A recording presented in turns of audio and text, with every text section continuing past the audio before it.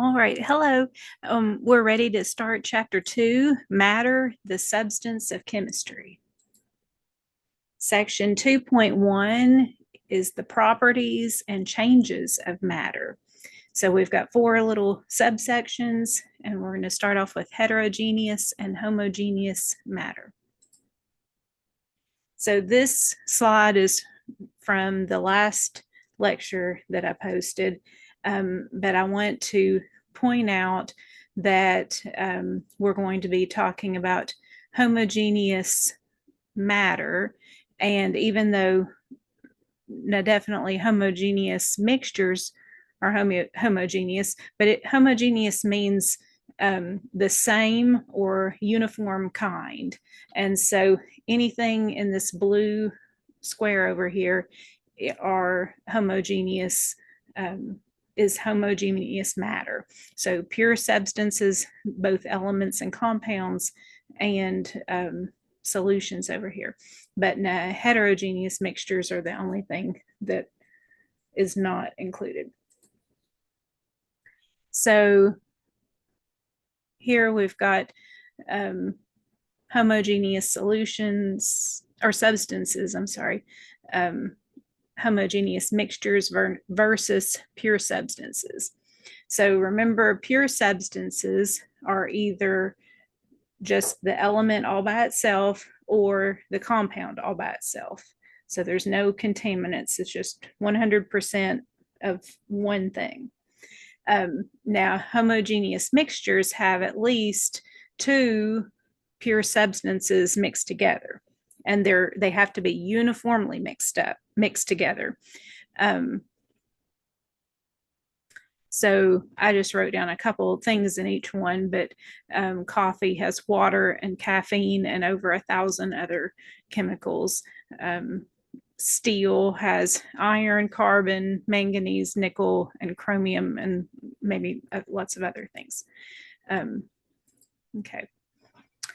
So the key thing that we're going to talk about in this chapter is how they can be separated. So if it's a mixture, it can be separated by physical means. But if it's a compound, then it can only be separated into different things by chemical methods. If you have sugar, you can't break it down into carbon or water or I don't know, something smaller. You can't do that without doing a chemical process to it. So here are some heterogeneous solutions, mixtures. So here we've got smog. So you can see that these gases are not uniformly mixed. They're much more concentrated coming out of this smokestack and that smokestack, and then this fog, there's layers of it, and it's all very different. And then the soda with ice, there's different. The ice is more to the top. It's not uniform. There's bubbles that are multiple different, scattered different places. It's not uniform. Here's a sample, 2 samples of granite. So 2 different kind of colors, but they're a blend of lots of different minerals and smaller pieces of rock. It's just not a uniform mixture. It looks more like a chocolate chip cookie. Like these look like chocolate chips and that looks like the dough, and it's just not mixed up evenly. Here's oil and water, and we know that they do not mix, that they separate, so they are not a uniform mixture. And here's a sample of some creek water. If you let it settle, and just gravity pulls the heavier things to the bottom, but you can see it's cloudy and there's things suspended in there.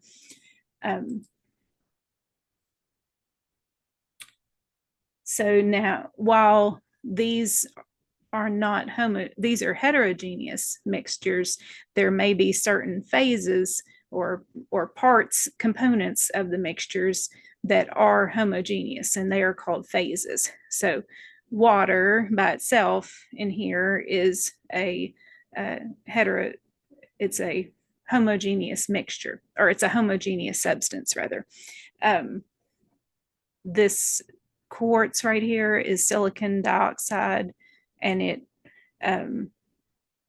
it could be 100% silicon dioxide, and therefore it would be a phase. It would be a homogeneous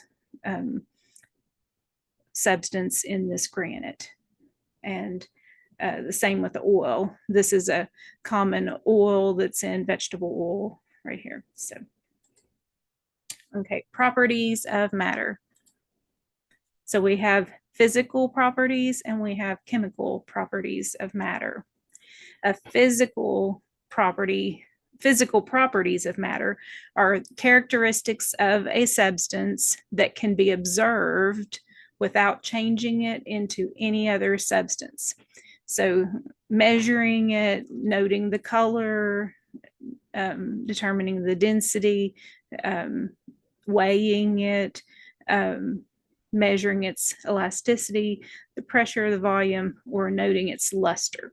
Those can all be done without changing the substance to anything else. It does not require a chemical reaction. Now, chemical properties require a chemical reaction to determine these things. So some things would include its oxidation state, such as like iron might rust or something, toxicity, chemical bonding and reactivity, how they react to other things, how flammable they are and how hot they are when they burn, corrosivity, and these things. The third thing we're going to talk about is changes of matter. So there's physical changes and there's chemical changes. So these are all examples of physical changes. The bottom line is that the chemical identity of the matter remains unchanged. So if a glass gets broken, it doesn't change that it's still glass. It's just in smaller pieces. You can mix candies, shred paper, fold the paper, melt ice, break an egg, boil water. Dry ice is CO2 that's frozen to a really cold temperature, and as it doesn't melt exactly because it doesn't become a liquid, it skips the liquid phase and goes straight to a gas, so it's called sublimation. But that's a phase change. It's a physical change. Cutting hair and chopping wood, both of those are just changing the size of something, but it doesn't change the substance. It just changes the size of the piece. Chemical change examples.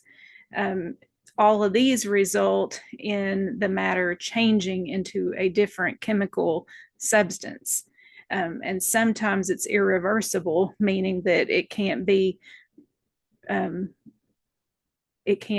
done in the opposite direction to go back to the starting materials after you've changed it.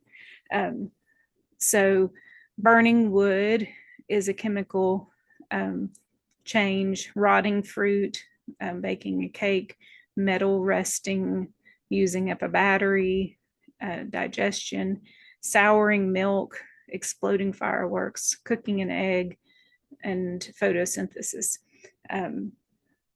So certain processes like cooking an egg, rotting fruit, and souring milk and burning wood, you can't go back and undo those things. They've changed, and the proteins in the eggs have been denatured, and they've turned hard and squishy or burnt or whatever, and they won't go back to the liquidy kind of egg it was.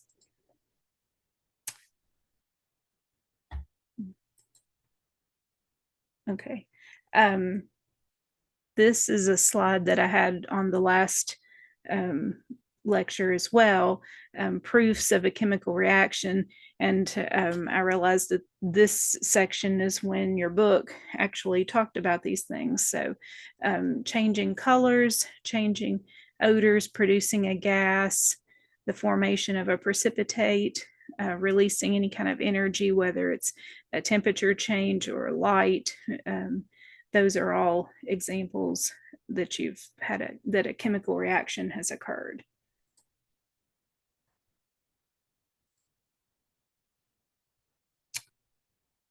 Let's see.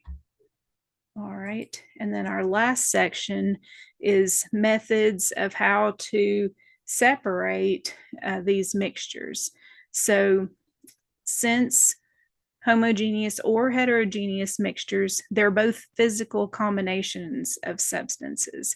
So because they're physical combinations, physical methods may be used to separate the components of these mixtures.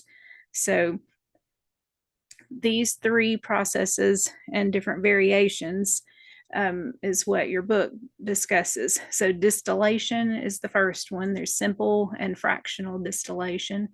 Then there's fractional crystallization, and then there's chromatography. So there's paper chromatography, column chromatography, and gas chromatography.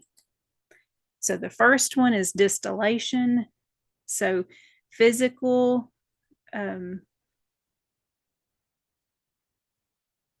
it's a physical distillation is a physical process because it involves a phase change from a liquid to a gas and then back to a liquid.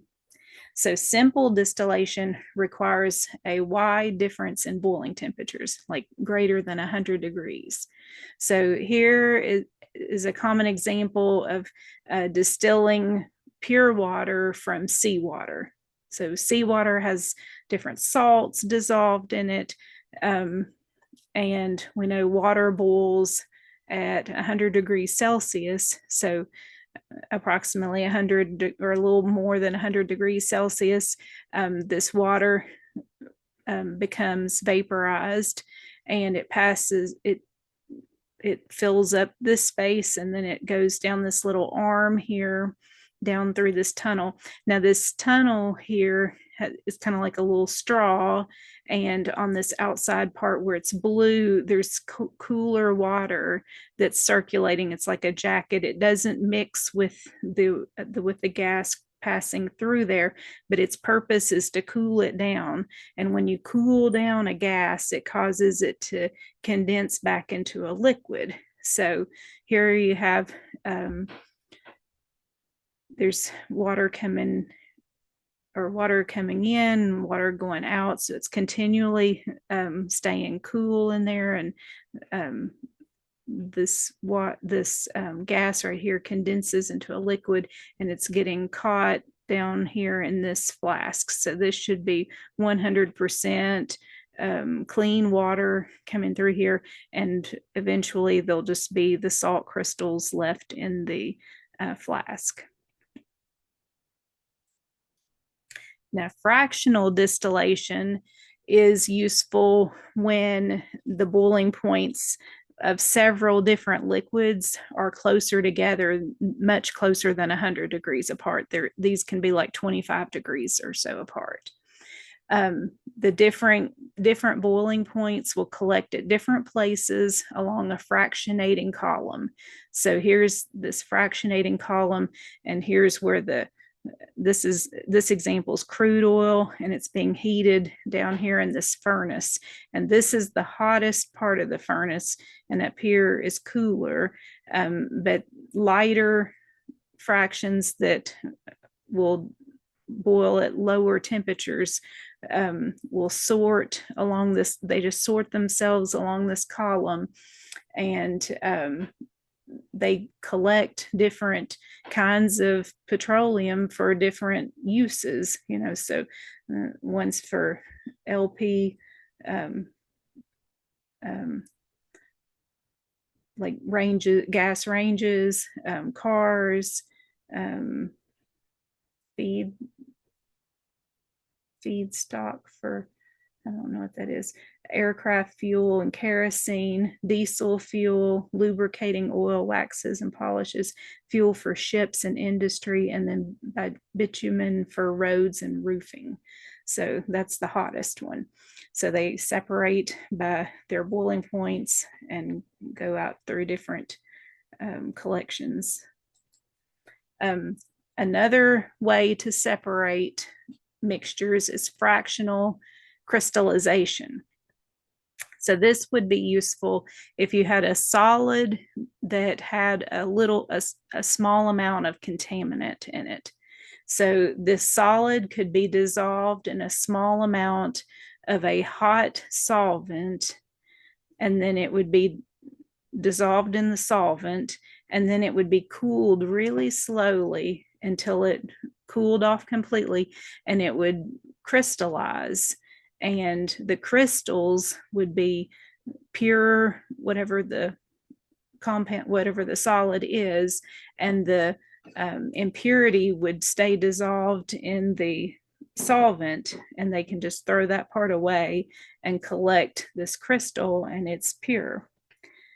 So that's another way. And then the last example method that your book talks about is chromatography. Now it gives 3 different kinds, but in all of these, it has the mixture is separated by differences of their solubility and their interactions with either a stationary liquid or solid phase. So the first way is paper chromatography.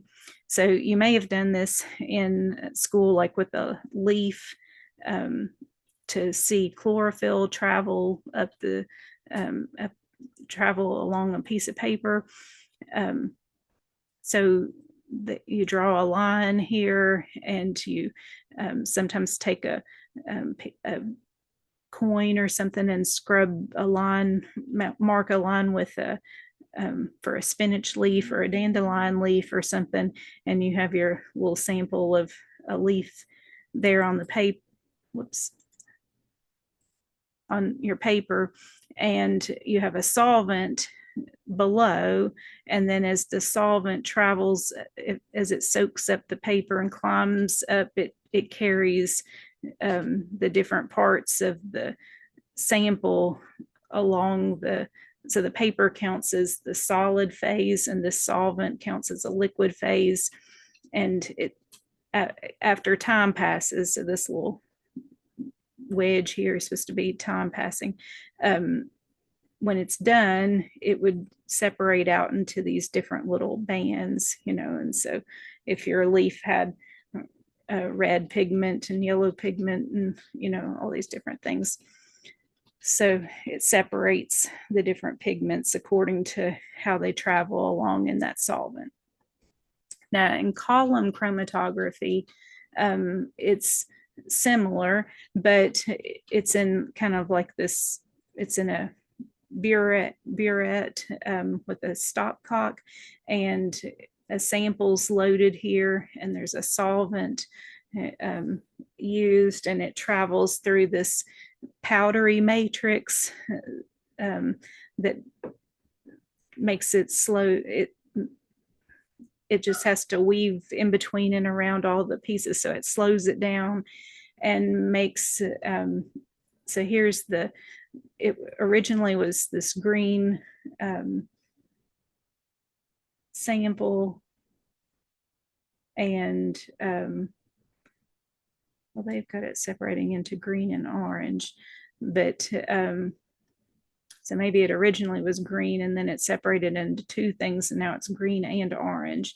And so the two the 2 components of this mixture, one of them may travel faster than the other, and so they can watch for when this green part gets down here, as it after a little while, so they open the stopcock, and the liquid starts dripping through, and the green travels faster than the orange band does, and then when the green band gets down here, they catch it in a beaker or a test tube or something, and then when the orange band gets down there, they capture it also in a beaker or test tube or something. And then they've got their two different solutions separated. Now, the third one is gas chromatography. And this one isn't as useful for getting the 2 or 3 or however many parts. You don't really get anything back at the end because the sample is so tiny that they inject. And then secondly, it's more, you get kind of a paper printout at the end. There's nothing that comes out. There's not any sample that is recovered. This is useful for mainly identifying chemical like mixtures or something, or I don't know if anybody's a fan of Bones, the TV show. Like there was a guy, he's called a Squint, that worked in the lab, Jack Hodgins, and this would be like a tool that he would have. So he would inject a sample in here, and then an inert gas such as helium or argon would carry the sample, and it would vaporize. This sample would be vaporized and travel along with the inert gas, and then how it travels through this tube and interacts, it can tell what kind of bonds and what kind of atoms and things are in there, and it makes these peaks and stuff and prints out this little graph, and it helps to identify the sample, what kind of thing it is. So maybe it would be used in a crime lab or to determine if two different samples matched or whatever. So more along those kind of lines. But anyway, that's all for section 2.1. Thank you. Bye. Have a great weekend.